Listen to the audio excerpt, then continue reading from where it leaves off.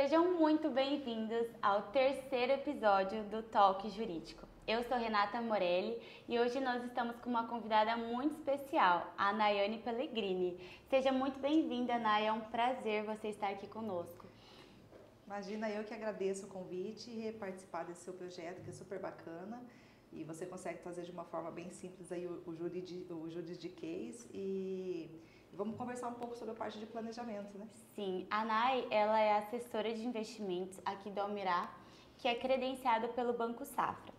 E nós trouxemos um tema que está muito em alta, que é o planejamento sucessório e uma organização patrimonial para os investidores. Inclusive, eu acho até importante nós iniciarmos falando o que seria esse planejamento sucessório, né? Sim. Ele reduz os riscos, tá? Quando a pessoa acaba falecendo. Então, ele tem como função uma organização patrimonial, né, Nay? A organização e planejamento do repasse do patrimônio para a família, né? Efetivamente a parte da herança.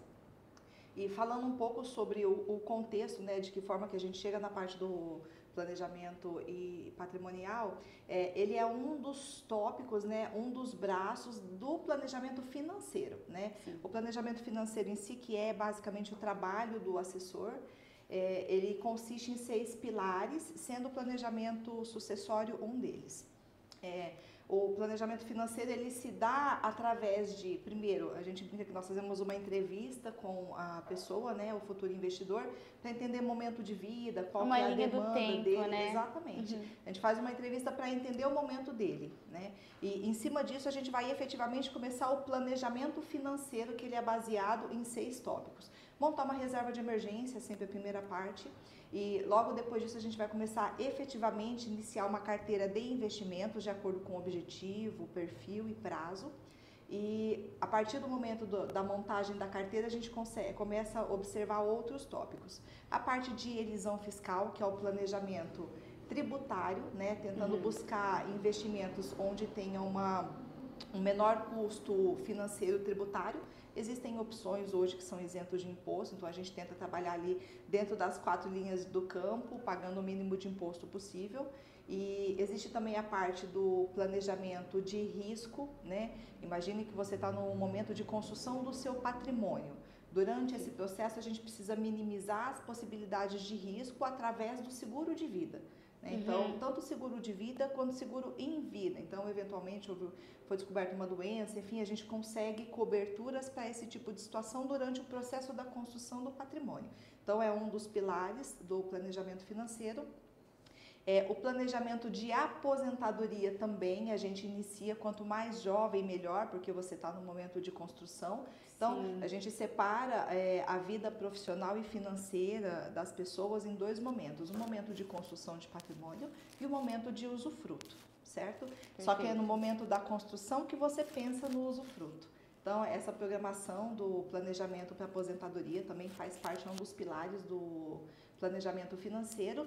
E daí, por último e não menos importante, entra a parte do planejamento sucessório. Porque a gente trabalha, né, no final das contas, para que a gente tenha uma vida confortável, para que a gente consiga trazer esse conforto para a nossa família e, eventualmente, quando nós não estivermos mais aqui, que a gente consiga manter esse padrão de vida e proporcionar qualidade de vida e tranquilidade para a nossa família. Então, a parte do planejamento sucessório é um dos braços do planejamento financeiro. Sim.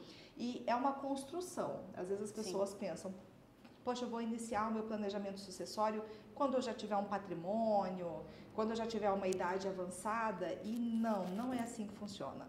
A gente inicia o planejamento sucessório a partir do momento que você começa a ter essa preocupação com o seu patrimônio, essa preocupação com a organização do seu patrimônio e todo esse planejamento financeiro. Então, realmente é uma construção que se dá desde o momento em que você começa a entender que tem uma capacidade de poupança, no sentido de poupar e construir um patrimônio através de investimentos. Sim. A gente já dá o início no planejamento financeiro e o planejamento sucessório como um dos braços. Perfeito.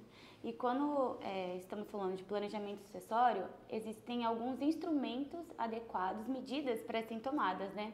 Então, nós temos como a doação, temos o testamento, temos as holdings, temos a previdência privada, seguro de vida, temos... Eu até queria perguntar para você sobre aqueles fundos exclusivos, sabe? Como que é feito isso? Dependendo do valor do patrimônio do investidor, é possível você montar como o próprio nome diz, é um fundo de investimentos. O que é o fundo de investimentos? Você vai contratar a gestão profissional de pessoas do mercado financeiro para gerir o seu patrimônio, certo? Entendi. Então vocês vão alinhar expectativas, ele vai entender o seu perfil, se é moderado, conservador, se é agressivo. Então você vai contratar um gerente para o seu patrimônio. Então você vai montar um fundo exclusivo com o seu perfil. Ele vai trabalhar única e exclusivamente com o seu perfil de investidor. E ele vai fazer a gestão do seu patrimônio. É uma modalidade de investimento muito interessante para a parte do planejamento sucessório, porque os fundos normalmente eles fazem parte de empresas. A transmissão patrimonial de empresas entre gerações ela é muito mais simplificada e menos onerosa do que você efetivamente transferir imóveis ou transferir bens financeiros. Sim. Então, é uma forma de gestão, é uma capa mágica que a gente fala de você colocar o seu patrimônio dentro de uma gestora e você transferir a administração da gestora entre herdeiros, né? Então, existem alguns benefícios fiscais e algumas simplificações, porque, voltando à questão do planejamento sucessório, o planejamento sucessório, ele é planejado desde o início da construção do patrimônio, certo? Mas ele se efetiva quando, infelizmente, o patriarca venha a faltar, ou a mãe, né, o pai, enfim, venha a faltar. Então, a gente vai efetivamente colocar em prática toda essa programação que foi feita com antecedência, certo? E sempre é um momento delicado, né? É um momento delicado, é um momento muito sensível para a família. E havendo um patrimônio envolvido nessa transação, né, além da perda, você tem mais uma preocupação, que é a questão patrimonial. Então, essa programação, ela vem para trazer um pouco mais de tranquilidade para a família nesse momento. De que forma que ela é feita? Com diversos instrumentos, como você falou, é possível fazer uma programação em vida, fazer doações, né, já fazer algumas transferências, é possível montar a holding familiar, que é uma PJ dos bens da família, e no caso de falecimento você transfere ações da empresa, não efetivamente os imóveis, por exemplo, se o patrimônio da família for um patrimônio mais imobiliário, e você acaba pagando menos imposto nessa transição e você acaba tendo mais tranquilidade por passar pelo processo da perda. Muito bom. Eu queria que você explicasse para a gente também sobre a previdência privada e o seguro de vida, que eu acho que muitas pessoas acabam não tendo noção e consciência do que seria isso. Porque a importância de investir nesse exato momento, antes da perda do seu ente querido, né? É se prevenir antes de acontecer. Exatamente. O seguro de vida e a previdência privada são instrumentos que a gente utiliza no planejamento sucessório. De que maneira que a gente utiliza esses dois instrumentos? O seguro de vida, como o próprio nome diz, ele vai resguardar você em caso de cessão de vida. Né? Então, houve algum incidente, houve uma morte do pai da família, né? A pessoa quem faz a gestão ali dos recursos da família como um todo, havendo a falta dessa pessoa para seguir com essa gestão, com esse trabalho, com a condução do patrimônio da família, o seguro, ele vai, a gente não consegue de forma alguma recuperar, né, a perda de um ente querido, mas o seguro vai trazer uma tranquilidade financeira para esse momento. Né? Então, o seguro de vida ele vai efetivamente entregar um valor que foi contratado para que a família se reorganize e passe por esse momento de dificuldade com mais tranquilidade, no sentido de organizar a parte de transferência de bens, né? Organizar a questão do inventário. E o seguro, então, basicamente, ele vai entregar um valor em dinheiro para que a família faça a organização dessa transição.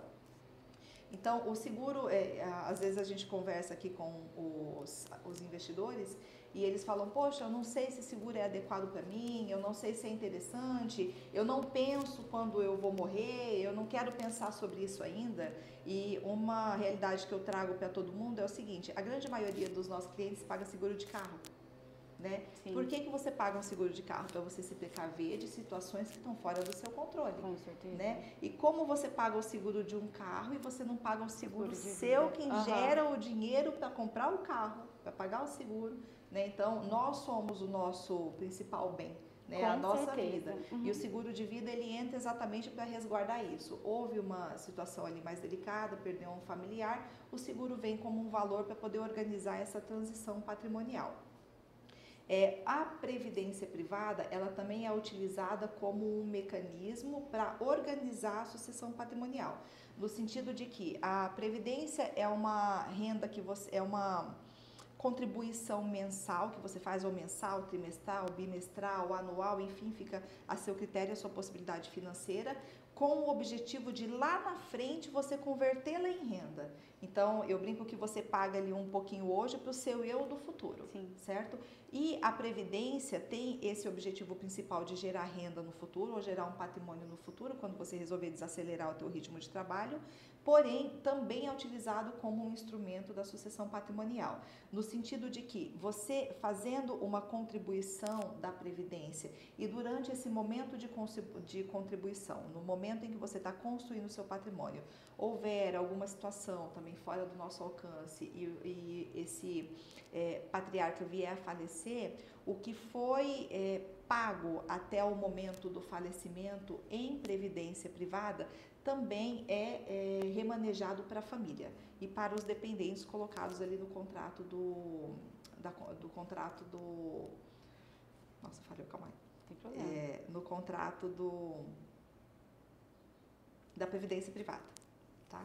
Então, você vai fazendo um pagamento ali mensal, bimestral, enfim, de acordo com a sua possibilidade, e quando você vier a faltar, a sua família também vai receber esse montante.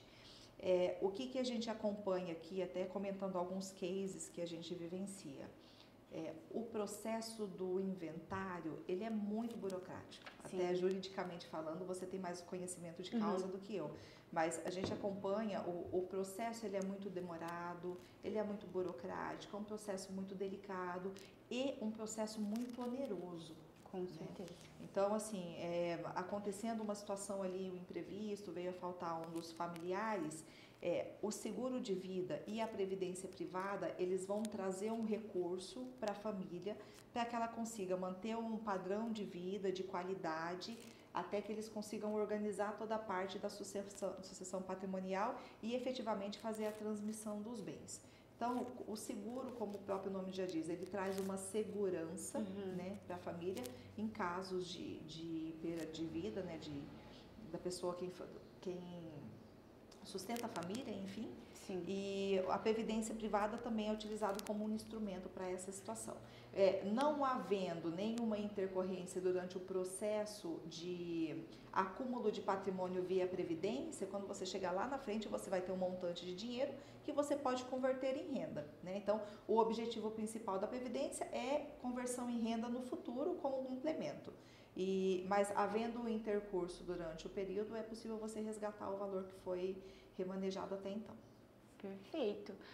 Eu até queria comentar com você que eu vi essa semana sobre o ITCMD, né, que foi levado à Câmara Legislativa em relação à alíquota. A Nay vai poder falar muito melhor do que eu, mas seria 4% fixo, né? Hoje em dia, o ITCMD, que é o Imposto de Transmissão Causa Mortes, ele é padrão no Paraná de 4%, independente do valor do patrimônio familiar que está sendo discutido. Então, houve um falecimento, não havendo nenhuma programação financeira, né? Porque, por exemplo, se você tem uma holding, tem o patrimônio da família dentro da holding, havendo o falecimento de um dos responsáveis, é mais fácil você organizar a transição entre os sócios, certo? A holding, então, é uma proteção em relação a isso. E havendo a falta de um dos familiares, é necessário que seja levantado um inventário, né? Que é o ato de você buscar todos os bens no nome daquela pessoa que faleceu e fazer a distribuição dos bens para os herdeiros. E esse processo da distribuição dos bens, hoje, ele tem um custo de 4% de imposto, que é o ITCMD. Porém, já há algum tempo, o governo tem discutido aumentar os percentuais do ITCMD. Tornando uma alíquota progressiva. Aumentando, tornando a alíquota progressiva. Foi agora recentemente para a Câmara, aqui para a Assembleia Legislativa Estadual, ainda está em processo de averiguação, né? Mas a proposta foi de alíquota ir subindo conforme o valor do patrimônio aumenta. Então, até R$690 mil manteria-se no 4%, entre 694 milhões já aumentaria de 4% para 6%, e acima de 4 milhões seria uma alíquota de 8%, ou seja, você dobraria a alíquota de imposto, né? Então, aí a gente vê como é importante fazer essa programação, até por uma questão de elisão fiscal, para que você deixe de pagar tanto imposto durante esse processo. E nós trouxemos esse tema, até eu vi um caso em relação à cantora Marília Mendonça, que o patrimônio dela era estimado em mais ou menos 500 milhões e eles não tinham feito um planejamento sucessório e acabou tendo maiores prejuízos, todo aquele processo demorado, lento, por conta de uma falta de um planejamento sucessório, né? Exatamente. Ela era uma mulher jovem, né? Ela faleceu acho que com 26 anos, se eu não me engano. Então, era uma mulher jovem e não tinha tido essa preocupação ainda. Tinha um filho pequeno, menor de idade, que acabou ficando sob os cuidados da mãe. Ela não era casada, mas enfim, teve toda essa situação infeliz, né, dela falecer jovem em um acidente de avião. E sem essa programação, né, sem esse planejamento financeiro, já tem quase 3 anos, se eu não me engano, 2 ou 3 anos do falecimento dela, e ainda não foi finalizado o inventário exatamente por não haver esse tipo de programação. O que a gente não sabe exatamente como que está o trâmite do processo, mas o que a mídia divulga é que realmente ainda está travado, não foram liberados os bens para o menor e a mãe está se organizando com algumas outras receitas que alguns familiares e amigos que estão próximos acompanhando a situação estão ajudando. Então, realmente, a parte do planejamento sucessório, ele é muito importante para trazer tranquilidade e segurança para a família quando um ente querido vier a faltar. Né? Então, por exemplo, se ela tivesse um seguro ou se ela tivesse uma previdência, não sei exatamente se ela tinha, né? Mas se ela tivesse um seguro, uma previdência, seria liberado um valor para que a família vá se mantendo o seu padrão de vida sem ter que diminuir o padrão de vida até que consiga organizar toda a questão do inventário. Porque pensa, você passa a vida inteira construindo o seu patrimônio para no final você não ter planejamento suficiente.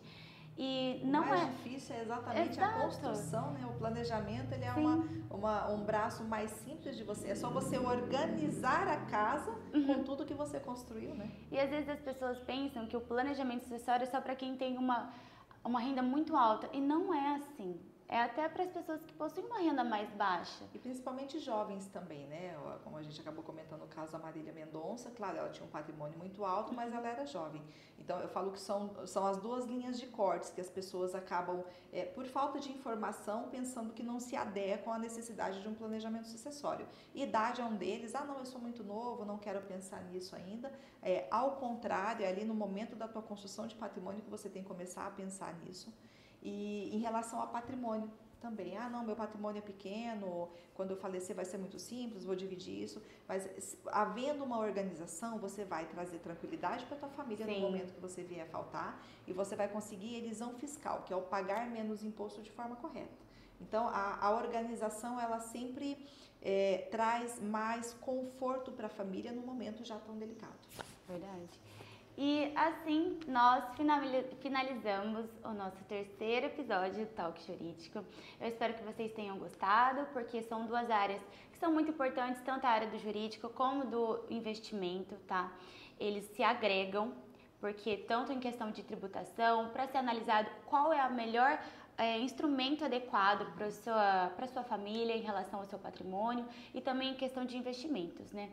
Eu vou abrir uma caixinha de perguntas no Instagram. Qualquer dúvida, vocês podem mandar que nós vamos fazer uma parte 2 respondendo, né, Nai? Exatamente. E eu espero que você tenha gostado. Eu gostei muito. Fica mais uma vez meu agradecimento aí pela oportunidade de conversar com você. É um assunto que eu particularmente sou apaixonada.